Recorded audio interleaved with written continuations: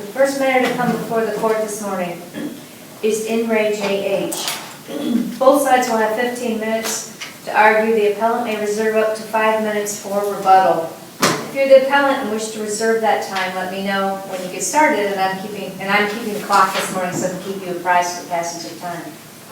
We have read the briefs and we're ready to proceed in the room. Thank you.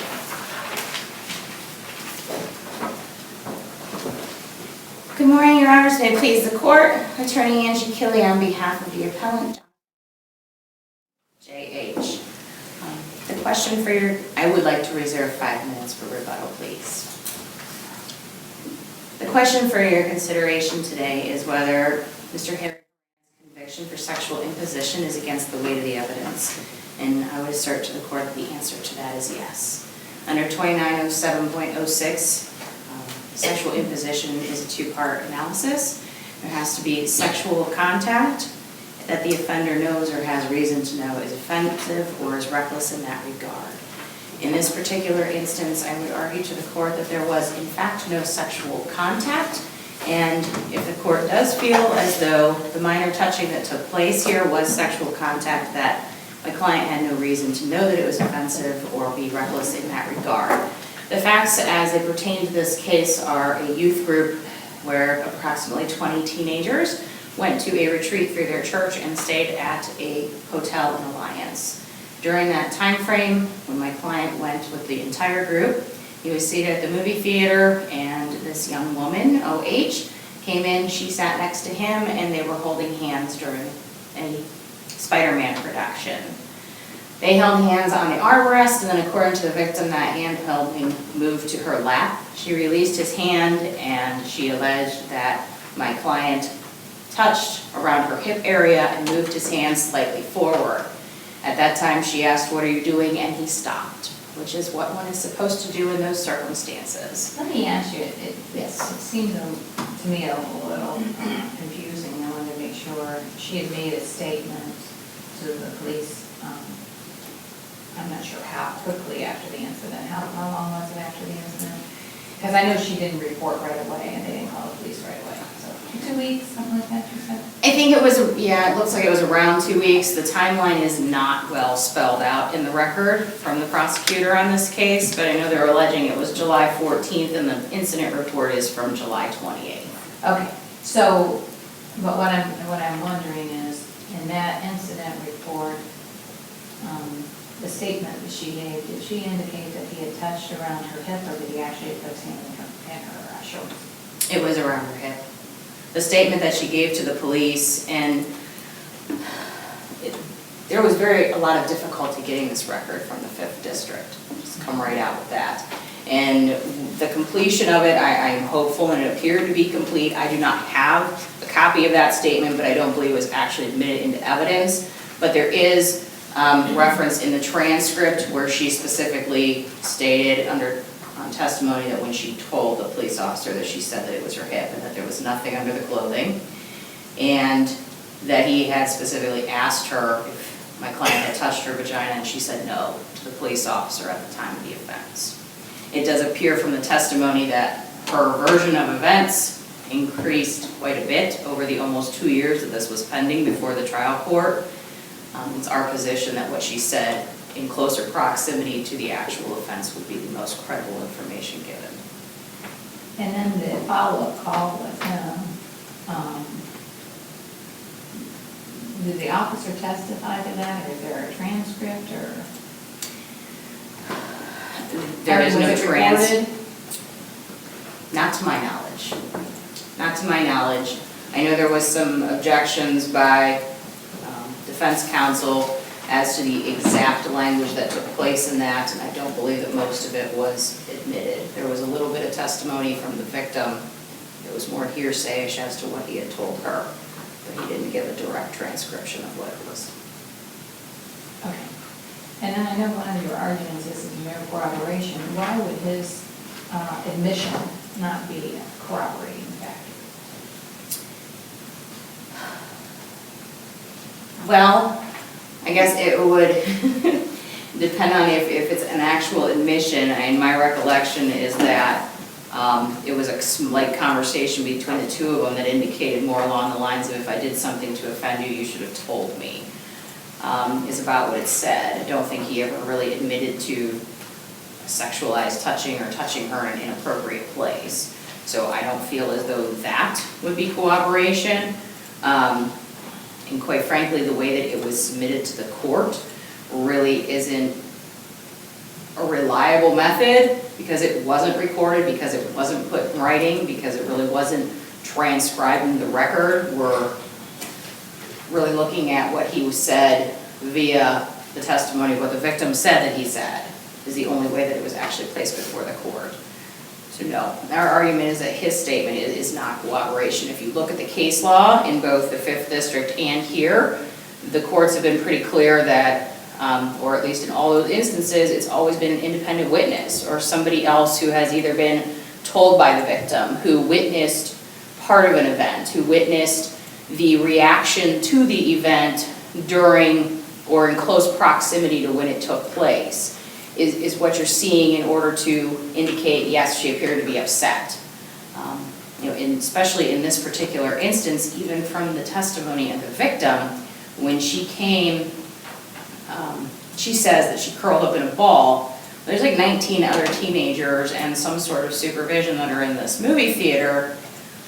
It would seem to me that somebody should have seen that she was acting like she was upset, or that she had been shaken up by something, that there's plenty of opportunity to bring in somebody who could say, we saw what appeared to upset this girl, and nobody ever mentioned anything. And if you look, her testimony even indicates that she said she forgot all about it until one of her little friends brought it up like 2 weeks later. And then it was, I told my friend, who told her friend, who told her mom, who's told my mom, and then I talked to my mom and then went to the police. And honestly, the record's pretty poorly laid out as to what that exact chain is, so the reliability of it, in our opinion, is pretty non-existent. But there's certainly ample information available that the prosecutor could have looked into to corroborate, and I could not find any law that would support the idea that a statement to the police 2 weeks later is sufficient under the statute. Well, let's just speak hypothetically. If a defendant does confess and say, yes, I did touch her, would that be corroboration? I think so. I understand that's not your position, that's not what occurred here. So I'm just trying to sort it all out. Yeah, I would think so. I mean, the law does say that it doesn't even have to be sufficient to prove what the actual elements of the offense are. It just says it has to be something that would indicate that it in fact took place. In this particular instance, I don't believe that there is anything that would indicate that it did in fact take place. And I guess in going back, And the statute does talk about even the thigh area. for a sexualized touching, yes, it does talk about the thigh area as being considered to be a sexual touching, and so if the court feels as though that is sufficient, then the argument would be that he would have no reason to know that contact would be offensive or that he was reckless in that regard. And the reality of the situation is that the victim acknowledged that holding hands can be a romantic gesture. She said that they'd known each other for years, they were friends. I know on direct she had stated that she had thought they were always friends, but there was a point where on cross-examination she said that their line had been blurred a little bit, and that at one point he had tried to kiss her and she thought it was a joke, so she just blew it off, and they continued to be friends. And so if she didn't give him any indication that that was something that was unwanted or that she had no interest in that, then I don't see how he could have known that potentially trying to take the relationship to the next step is something that could be criminalized. I read this record as a situation where you have two young people, one of whom is clearly interested in a romantic relationship with the other one. Maybe she's not interested, maybe she's less interested than he is, but when he went to try to push things or move things, push is the wrong word, to the next level or test the waters, she said stop and he stopped. That's exactly what he's supposed to do. That's what we teach young people. I don't think the law imposes an affirmative duty on everybody who's looking to engage themselves in a romantic relationship to ask permission every time they attempt to come near or approach or hug or hold hands or any type of a romantic gesture with another human being. And that's really what I feel that the court impressed upon this young man. You weren't even allowed to like touch her hip, touch her side without asking her permission yet. And that's unreasonable. And he had no indication that she would be offended by anything that he would try to do until she said no, and that's when he stopped. And you have just now reached 5 minutes of rebuttal time. Okay.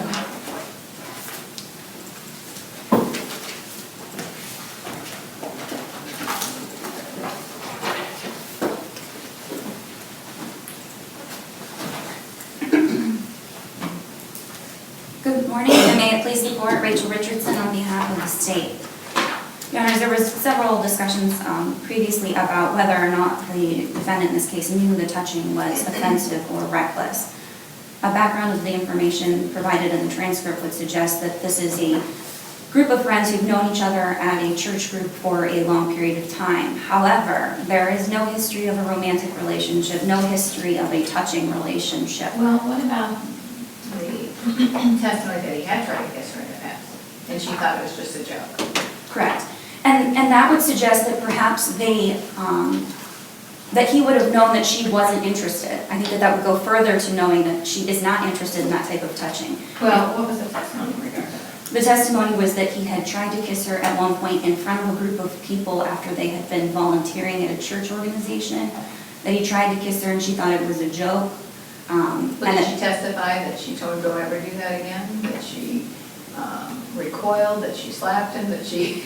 She did move away from him and the kiss did not take place. It wasn't an effort where the two did kiss, and she did move away. There is nothing, though, further about that incident that did occur while they were on this trip. However, there were days that passed, I believe, between the time that... Oh, I didn't realize that. So this was actually during this time period. I believe it was during this time period, right? It's not in the history, but I believe it's during the time period that they were there at this event. They were hanging out in groups, but at this actual event, the party sat behind the group leaders. They were in the last row. They were one of the last people to attend. There is another party that sat with them. So there wouldn't really be anyone else to testify to how she reacted because there was no one that could really see them. They did sit behind everyone else. Well, yes and no. And I'm not trying to suggest in any shape, manner, or form that if somebody, inappropriately touches you, that you have to scream or do anything like that. But that is something that could have occurred. She could have screamed. She could have said no, really loudly. You could have heard a slapping sound where she slapped his hand away. She could have gotten up, left the theater. Any of those type of things. There was no testimony that any of those things happened, or she didn't testify to that. Correct, Your Honor. And I would suggest that as well as that because this was presented before the trial court was in the best position to determine the demeanor of the victim, to determine whether or not she was the type of person who might do those types of things if, encountered with such an event. And in this instance, you're correct, she did not do any of those things. She did, however, recoil into a ball and never talk to this gentleman again. This is someone who admits that they were friends with this party, that they hung out, that they were in a group situation, but there was no romantic physical relationship, there's no logical evolution of the relationship.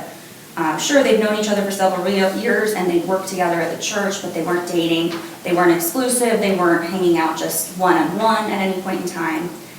There's no physical relationship except for the actual consensual holding hands in a movie theater, which she herself, I'm sorry. But I was just going to say, holding hands coupled with the fact that he had tried to kiss her before. He tried to kiss her before she held hands with him at the movie theater. Well, that's correct, Your Honor. However, there is no kissing that ever occurred, and I think that a logical progression of the relationship would be to attempt to kiss again at some point in time, or to attempt to hold hands again at some point in time when you are in a group setting or perhaps something along those lines. And she did admit to holding his hand at one point. However, she stops holding his hand, and that's when this touching occurs. There's no conversation that takes place of if you're okay with this now, because he knows at least in the past that she wasn't okay with him kissing her. and now we're holding hands and she stops holding his hand, and then this touching occurs. There's no indication that she assisted him in any type of, touching of her. And I understand all that. I guess I'm just trying to, in my mind, trying to figure out where the limitations are, what the boundaries of this are. Because your opposing counsel is saying, we teach people to say, if they say no, to stop immediately. And she's characterizing this, that this is what this defendant did. And so what are we going to be saying for the future? And is that true that did she testify to that once she told him no, basically, I don't want to engage in this type of activity, that he stopped? To some extent, Your Honor, he, I believe, did ask her at some extent, is this okay? And she says, I don't know, I don't care. Nothing that would be an affirmative conversation. Well, if you say I don't care, how does that show that it's offensive or inappropriate touching?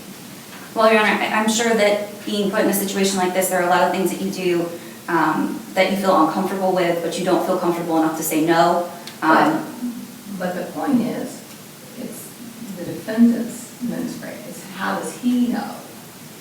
Well, I would say I'm not faulting her in any shape, Sure. or form. Obviously, I was a young girl at one point too, I understand all that, but I'm saying for us to hold someone criminally liable, if the person, the victim says, I don't care if you touch me, isn't that kind of like, yeah, go ahead? Well, I would suggest that his testimony to the investigating officer when he states that, he knew that wasn't consent, he knew that he didn't really have a right to do that, that he never talked to her again after this incident, someone that... What did the officer testify? Because he said something like, she said, you need to apologize. And he says, my bad. That was a phone conversation between the defendant and the victim in this instance. And that wasn't set up by the police? I thought it was. It was set up by the police, but that's not the conversation that was had one-on-one with the defendant and the police. Okay. In that conversation, he does admit that this is not consensual. He didn't know if she was okay with it. He thought maybe she was okay with it. He knew from the past that you have to ask for permission.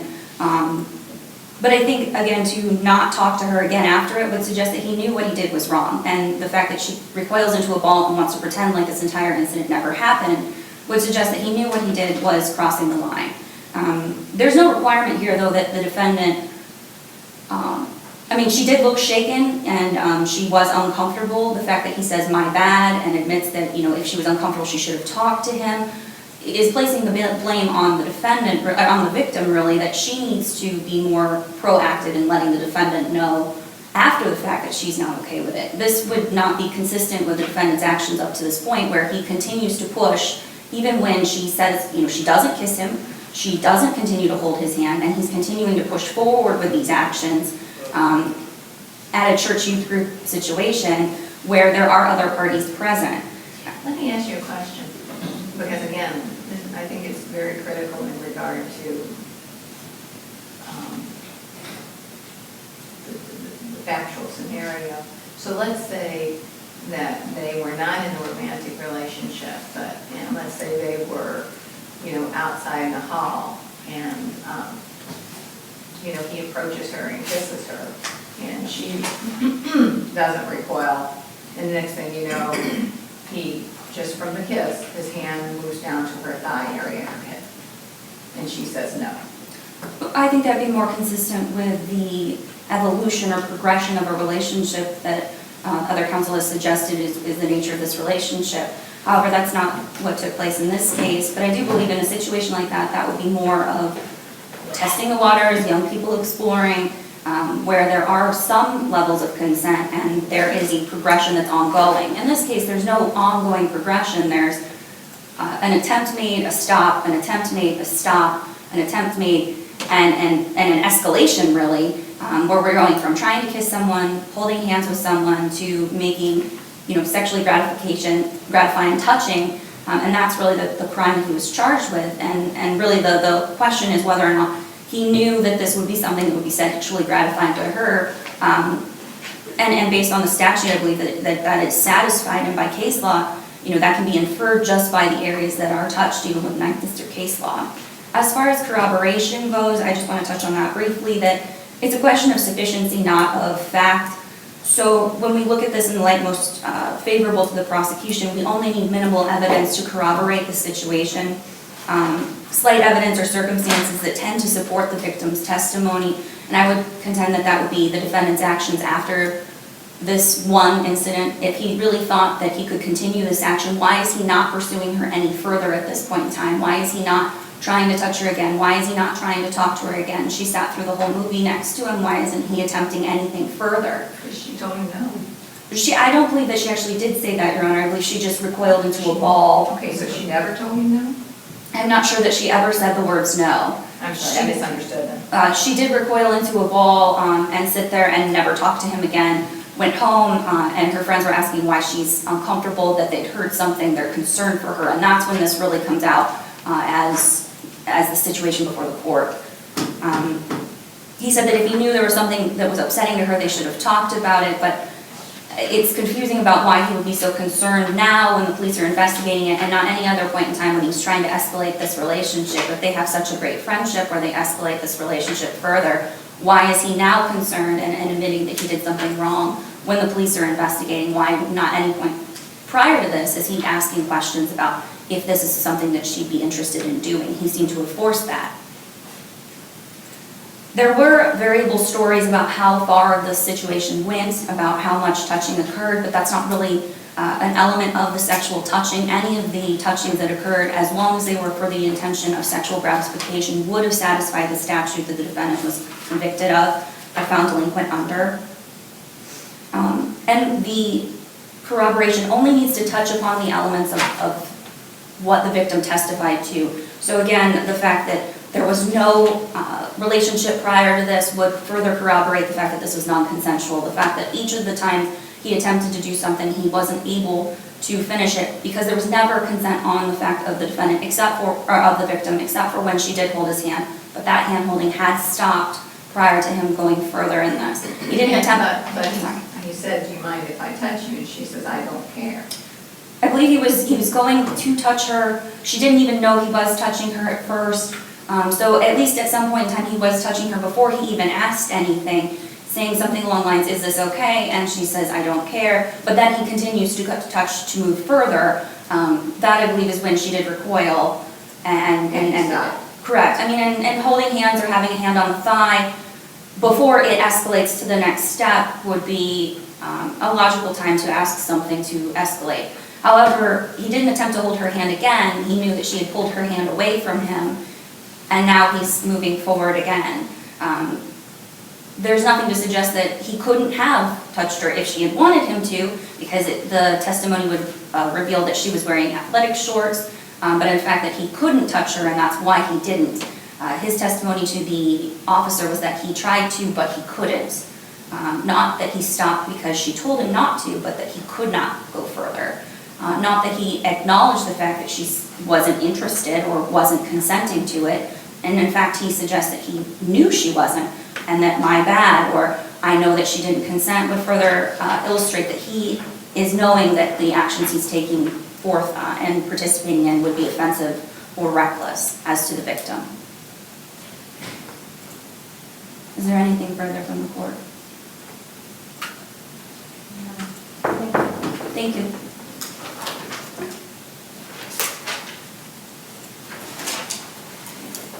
I would rest on my brief unless there's any other questions, Your Honor. Thank you both for your presentations this morning. The court will take the matter under advisement, issue a written decision which will be mailed to both parties, as well as posted on our website and the Ohio Supreme Court website.